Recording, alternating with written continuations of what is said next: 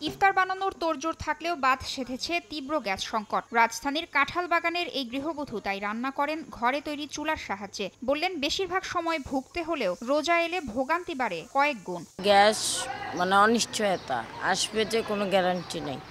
সবাই এইভাবে এই লাকড়ি দিয়ে অনেক কষ্ট করে রান্নাবাড়ি করে। রোজা রেখে মানুষ যদি এরকম রান্নাবাড়ির জন্য এত অনিশ্চয়তায় ভুগে, তাই তো অনেক সমস্যা।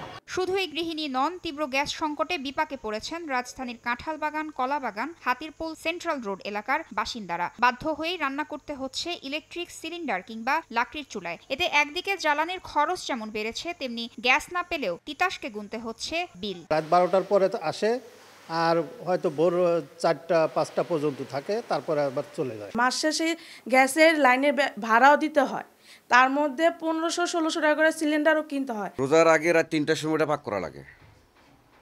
দিনের বেলা কোনো গ্যাস থাকে না। 8টা থেকে কোনো গ্যাস থাকে না, রাত 9টায় আছে, তাও নিবে আর জ্বলে। রান্নাবাড়ি বন্ধ, সব কিছুই বন্ধ বইন। ইফতারি করে খাওয়া যায় না, সব অনেক দিকে অনেক সমস্যা হইন। এদিকে রমজানের শুরুতেই রাজধানীর সিএনজি স্টেশনগুলোতে দেখা দিয়েছে গ্যাস সংকট। গাড়িগুলোর এই সারি রাজধানীর মগবাজার পাম্প স্টেশনে। গ্যাসের চাপ কম থাকায় ভোগান্তির শিকার হচ্ছেন যানবাহন চালক ও মালিকরা।